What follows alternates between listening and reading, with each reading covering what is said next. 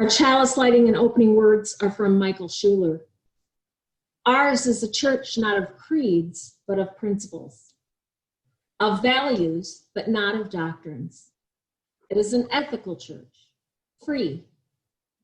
We proclaim the heroic virtues, ambition, pushing us past our limitations, love, to bind our hearts and souls together, courage, standing in the face of adversity, and humility, combating excessive pride and arrogance. We are not yet what we aspire to be, yet each new day brings fresh challenges and new opportunities for the exercise of virtue.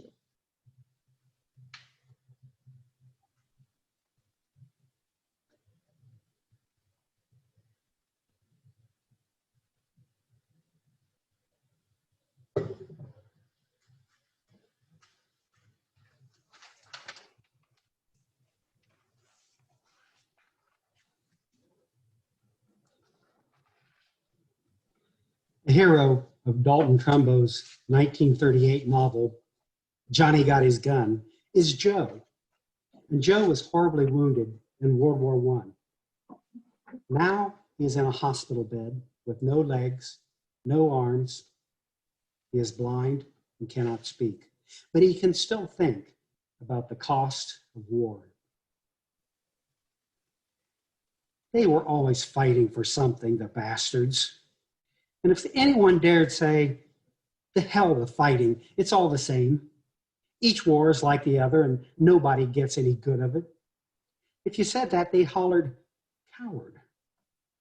If they weren't fighting for liberty, they were fighting for independence or democracy or freedom or decency or honor of their native land. Something else. They were arguing about that stuff and other stuff too that didn't mean anything. The war was to make the world safe for democracy, for the little countries, for everybody.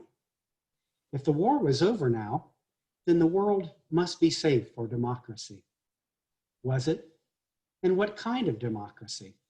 And how much? And whose? Then there was this freedom the little guys were always getting killed for. Was it freedom from another country? Freedom from work or disease or death? Freedom from your mother-in-law?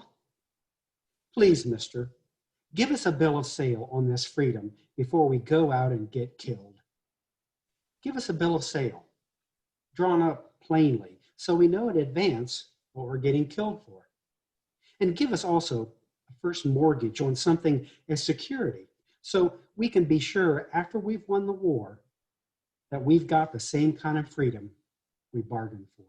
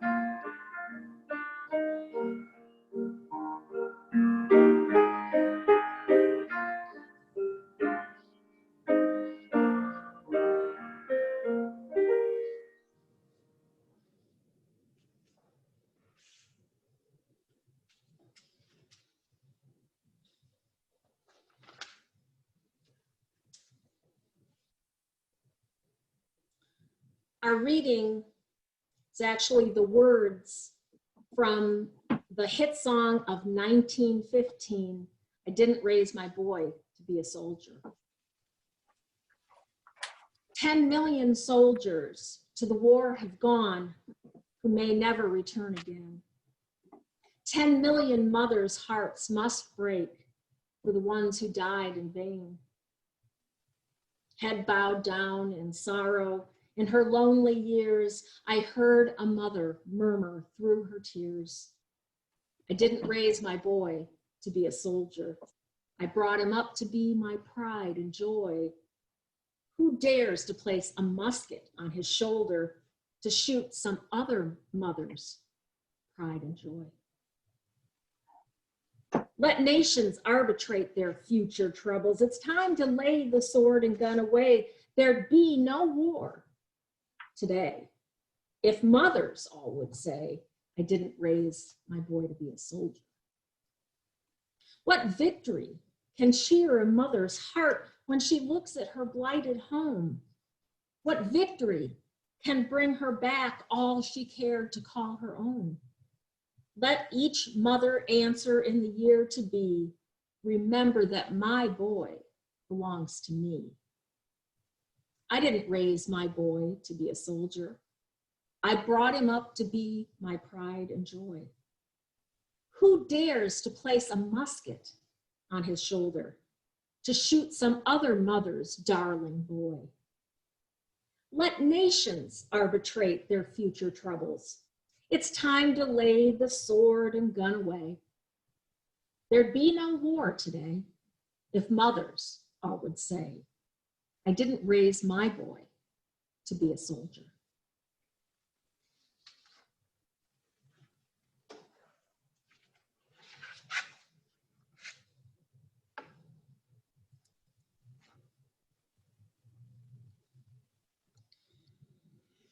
It's Memorial Day weekend again, and tomorrow at 3 o'clock, we are to observe the National Moment of Remembrance instituted in the year 2000. It's a time when we are to honor our fallen soldiers. Some of us will undoubtedly think as well about the futility of war in that moment of silence. However, I don't think that those two important meditations are actually the most common things that happen on Memorial Day or Veterans Day either. The two holidays have become almost indistinguishable from each other. And there's a reason for that. Those holidays, which are supposed to honor those who died in battle or honor veterans in general, focus mainly on the glory and presumed inevitability of war, and also on American nationalism. Nationalism, that thing Albert Einstein called an infantile disease. That is regrettably also a part of Memorial Day. We are supposed to mourn Americans who died in war. And some of us would like this day to honor everyone who died in a war at any time. War, which is undoubtedly humanity's greatest sin. Today, let us think about how we should keep Memorial Day about mourning the dead. Because when you truly mourn the fallen soldiers, you're going to work for peace. But if you spend the day proclaiming the greatness of your country and its military, you're just giving birth to the next war. Everything that war really is, the pleading of mothers who remind everyone they didn't raise their boy to be a soldier, and the unanswered questions of the terribly wounded soldiers who naturally ask, where is this freedom that little guys are always getting killed for? All of that is lost when the flags come out and people make speeches that infer only war can make us safe and free.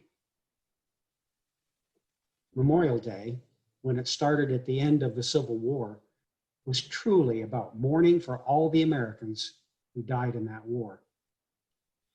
What we usually get in our present day Memorial Day and Veterans Day celebrations is a lesson on the glory of war with an additional unspoken message that we are not to question our nation's military spending, which is more than the combined military budgets of 144 other countries. Ceremonies carry great power and meaning as well. And I think it's accurate to say that regardless of whether it's Memorial Day or a Veterans Day service or the opening of a professional sporting event, there are many similarities in the messages they carry. This theater piece involves an American flag that is marched around by stern-faced, rifle-wielding soldiers, and I think it contains the following message. We've got the best country in the world, and we got it exclusively by going to war. And if you don't feel that way, you better keep it to yourself, because that means you're not a true American. In other words, the flag, the symbol of our country, belongs to the U.S. military. You may remember several years ago when some professional African-American athletes, instead of standing with their hands over their hearts during the national anthem, they took a knee. They did that because the America celebrated in the usual opening ceremony at sporting events is not the America their impoverished race has experienced. They were like Joe in our reading from Dalton Trumbo's Johnny Got His Gun. Joe, the armless, legless man with no voice. Just like Joe, they wanted to see the freedom that other people were talking about all the time. But they were treated like criminals for their silent, nonviolent protests, which is, of course, a very American thing to do. If you don't salute the flag just right, you can get into real trouble, especially if you are Black. But now imagine, if you will, the opening ceremony of a professional football game, but one that is very different. Instead of a militaristic open, we could have a group of ordinary citizens, perhaps chosen from the stadium's hometown, and they would move onto the field. Some are in wheelchairs, some are blind, others are older, and they slow things down wonderfully, because most of us kill ourselves hurrying all the time, and we need others to slow us down. Thank you. Perhaps these ordinary citizens are holding a small American flag in one hand and a small flag from their ancestors' country of origin in the other. Or maybe they would carry a flag for their favorite cause, like environmentalism, the rainbow flag, or the earth flag, the vote flag, or the I love dad flag, or maybe even the Harley-Davidson flag, ride to live. Or maybe someone does carry the American flag, but it isn't a stern-faced soldier. Instead, it might be a grocery store clerk. They are putting their lives at risk right now, and sometimes dying for their country, because they are on the front lines of our fight against the coronavirus. Certainly, they should be allowed to carry the flag too. And these people in our new improved peace ceremony, they would be doctors, fast food employees, school kids, and yes, soldiers. To organize this new pro-peace ceremony, the National Football League or other professional sports associations, they would nominate people who are good servants in their community, something like that. Having taken the field, these honored participants might then gather in a circle, and with the help of a local choir, they would sing. Perhaps they would sing America the Beautiful, or they could sing an old Beatles song or some love song from long ago. It could be any of 1,000 songs that celebrate life. Then, when they're done singing, everyone in the crowd would cheer just as they do with the standard military opening, because people just want to get on with the game. And the group of ordinary good citizens would leave the field, and no one in the crowd would feel cheated in any way. It's been my experience that most people paid little conscious attention to the standard flag-waving ceremony anyway. And even fewer try to sing our national anthem. Something different would probably go over very well. The variations on this theme would be endless, And one thing would always be absent: the idea that peace and freedom are solely the gift of the United States' capacity for war. Peace and freedom are in fact won by the hard work of peacemakers, diplomats, doctors and nurses, and foreign aid dollars, which now makes up just 1% of our federal budget, $40 billion. And $40 billion may sound like a lot, but it will only buy you 1/3 of one nuclear submarine, and the United States already has 80 of them. These pre-game peace pageants, when done again and again across America, would ensure that everyone understands we all are trying to make America the land of the free and the home of the brave, and making war to do that usually fails. I offer this vision to you on Memorial Day because I don't think a lot of people see all the dangerous messages contained in our displays of the flag and the national anthem and rifle-carrying soldiers. Such ceremonies make some sense on Memorial Day and Veterans Day, but not at a sporting event. It seems we are so immersed in the militarism that surrounds us that many Americans have stopped noticing it. It would be easy for some of us to get angry because we live in a nation where war is very acceptable and presented as glorious. And then our anger can spill over into places it should not go. We don't want that to happen on Memorial Day or any day.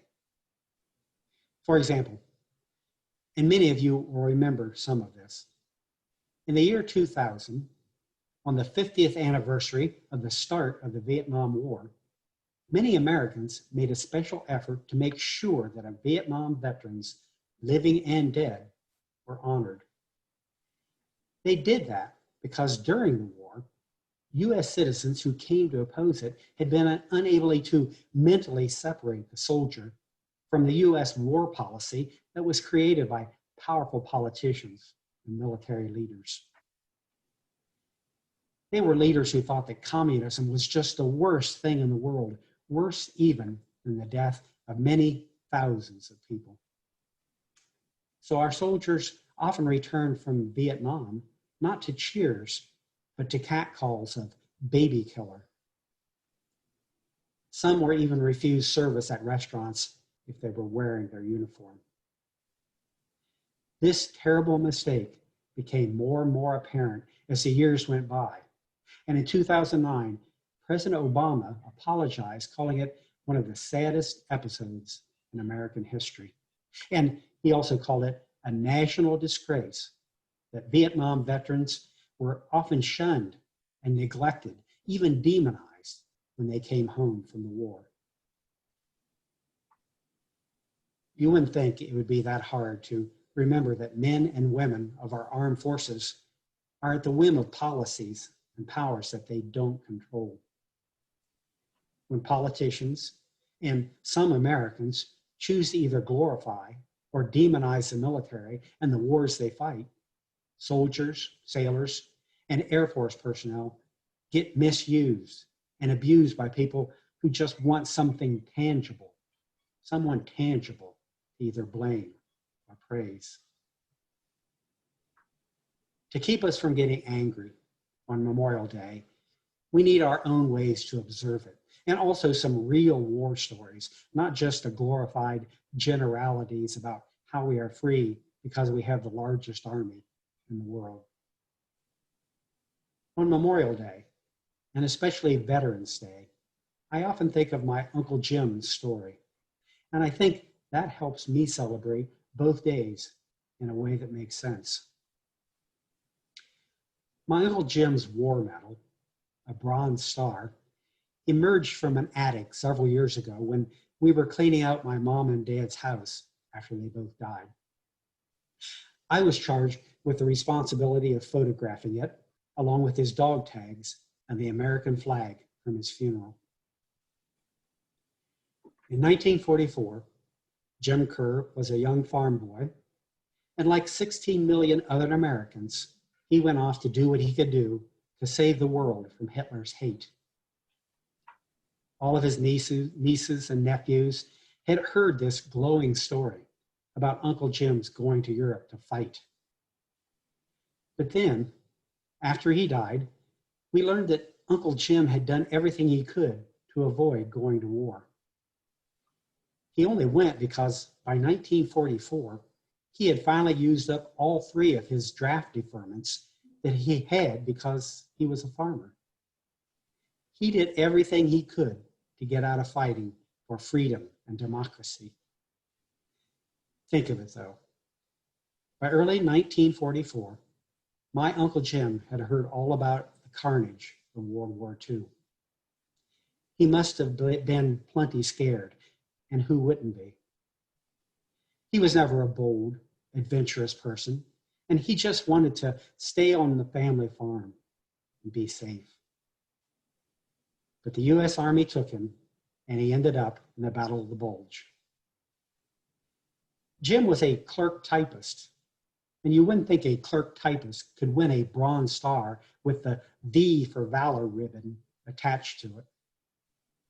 It seems they needed someone to run and warn a group of soldiers to vacate their position before they were overran by the Germans, and Jim volunteered. The lines of communications were down, something like that, and Jim ran through some heavy fire, heavy enough that someone decided he needed a medal for what he did so successfully. He never talked about it, and for the rest of his bachelor farmer life, he never spoke above a loud whisper about anything. Maybe he had post-traumatic stress disorder long before it was recognized as a very real thing. True and not so glorious war stories like that one can help us faithfully celebrate Memorial Day and Veterans Day too. I'm thankful that a shy young man who did nearly everything he could to get out of going to war ended up getting a medal instead. We can celebrate real soldiers like that, even if they don't get a medal, of course, because they are just doing what they have to do, doing what life has put before them, as unfair as life may be. We can celebrate them, even while it's true that most wars can be avoided. World War II started because peacemakers were ignored when they said in 1918 that the victors of World War I should not get revenge for that war by putting draconian economic punishments onto the people of Germany. The advice of the peacemakers was ignored. The German people who did not start World War I suffered terribly from the unjust punishments. And so they found a hero who said he would fix their suffering. It was Adolf Hitler. Such facts, such stories need to be repeated on Memorial Day and Veterans Day, but they usually get lost in the patriotic flag waving that treats war as inevitable and oh so glorious. It is no wonder then that those of us who question the inevitability, the glory of war, bring out the stories of armless, legless veterans and the stories of angry mothers who refuse to give up their children to America's war machine. I mentioned that we should also have some of our own traditions to help us observe Memorial Day, but in ways that don't glorify war. I thought of this when I was preparing for this sermon because I came across an article written by a large mainline denomination church about the 12 ways to observe Memorial Day. The 12 headings with detailed instructions under each one were predictable. Wave a flag, lay a wreath, and decorate the graves of veterans. The 12th and final suggestion, the very last thing you could do on Memorial Day, was to glorify Jesus as the Prince of Peace. For myself, putting that mention of peace dead last was just one more reminder that some Americans, for some of them, it's just an afterthought, maybe even thought to be inappropriate to talk seriously about ending the habit of war on Memorial Day. Such lists about what to do on Memorial Day are very common, and I'd like to suggest some items for those of us who find Memorial Day to be much more complicated than just waving a flag. Here are my ideas, and I'm sure you may have some of your own as well. Number one, give your favorite anti-war book or video to a young person. I suggest we honor the war dead by passing on to a young person a favorite book that takes the glory out of war. Dalton Trumbo titled his anti-war novel, Johnny Got His Gun, because a World War I song and the Army recruiters of his day urged young men to, Johnny, get your gun, making war sound like a great pastime. A good book that deglorifies war in the hands of our youth could bring balance to the militarism that currently enthralls our country as never before. Number two, go ahead and put up an American flag on Memorial Day, and at other times too, and fly an earth flag or rainbow flag beside or underneath it. My son and I started doing this some years ago, and we alternated Old Glory with an ecology flag, and it was a great deal of fun. If progressive people, long known to be peaceniks, fly the flag on Memorial Day and Veterans Day, we are countering the simplistic idea that we can't honor veterans and our war dead while also criticizing American foreign policy. To think that you can't have those two thoughts simultaneously, just to think that you can't have such a complex critical thought and still love your country is just plain silly. So challenge those who aren't into complex thinking. Your neighbors already know you have a weird religion, so challenge them even further with your complex thinking process. Number three, celebrate Memorial Day by writing out a check to the International Peace Institute. The IPI is an international independent think tank right across the street from the United Nations, and it tries to help the UN make informed decisions, and they make very good use of your money. Can simple things like these suggestions make any difference? Yes, maybe, or the best answer is, there is no guarantee, but they are reasonable and compassionate ways of responding to a holiday that is out of balance. We will close our service with a special postlude that tells another story about the reality of war. A story that mourns the terrible cost of war and also shows the absurdity of glorifying it. The song, "And the Band Played Waltzing Matilda," was written to protest the Vietnam War, but the musician, Eric Bogle, gave it a World War I setting so that his fellow Australians would be sure to appreciate it. And a note about some of the words to this song. Waltzing means to take a long hike, and a Matilda is the bag or backpack on your back. And I know it may sound odd, but I would like to close by saying I hope that tomorrow we all have a good and mournful Memorial Day, because that is the job of those who work for peace.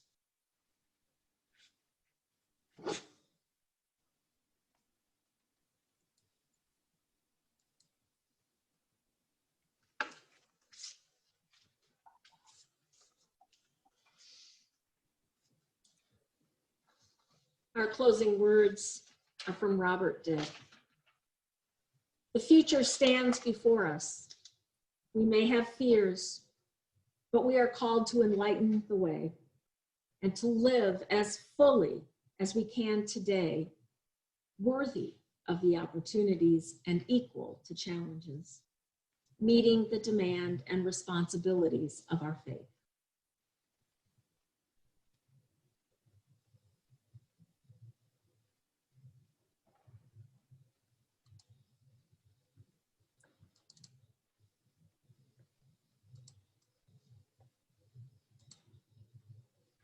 And if you'll join with me in extinguishing the chalice, we extinguish this flame, but not the light of truth, the warmth of community, or the fire of commitment. These we carry in our hearts until we are together again. When I was a young man, I carried me pack, and I lived the free life of a rover. From the Murray's green basin to the dusty outback, I watched my Matilda all over. And in 1915, my country said, son, it's time you stopped rambling, there's work to be done. So they gave me a tin hat, and they gave me a gun, and they marched me away to the war. And the band played Waltzing Matilda when the ship pulled away from the quay. And amidst all the tears, flag waving and cheers, we sailed off for Gallipoli.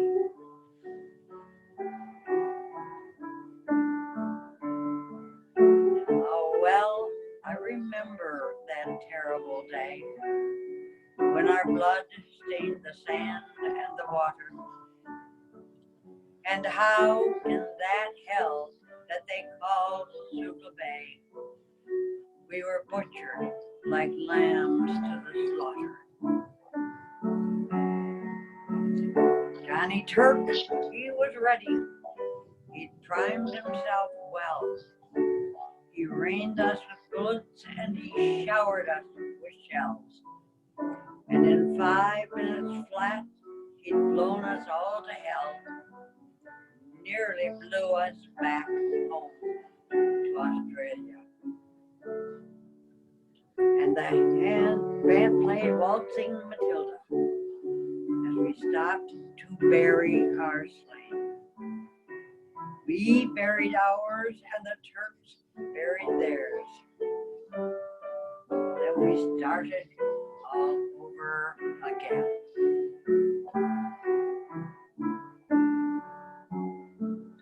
Those that were left, well, we tried to survive in that mad world of blood, death, and fire. And for 10 weary weeks, I kept myself alive, while around me the corpses piled higher. Then a big Turkish shell knocked me arse overhead, and when I awoke in my hospital bed, I saw what it had done. Well, I wished I was dead. Never knew there was worse things than dying. So no more I'll go waltzing Matilda all around the green bush far and near. To hump tent and pegs a man needs both legs. No more waltzing Matilda for me. So they gathered the wounded, the crippled, the maimed, and they shipped us back home to Australia. The armless, the legless, the blind, the insane. Those proud, wounded heroes of Sioux. When the ship pulled in to Circular Quay, I looked at the place where my legs used to be, and thanked Christ there was no one there waiting for me to grieve and to mourn and to pity.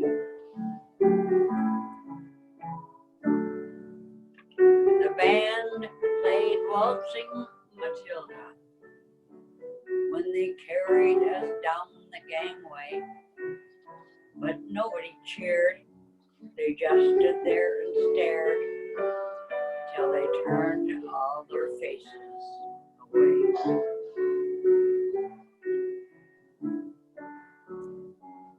So now every April I sit on my porch and I watch the parade pass before me. I see my old comrades, how proudly they march, renewing old dreams of past glory. And the old men march slowly, all bones stiff and sore. They're tired old heroes from a forgotten war. And the young people ask, what are they marching for? And I ask myself the same question. And the band plays Waltzing Matilda, and the old men still answer the call. But year after year, their numbers are fewer. Someday, no one will march there at all. Waltzing Matilda, waltzing Matilda, who'll come a waltzing Matilda with me? And their ghosts may be heard as they march by the billabong. Who'll come a marching Matilda with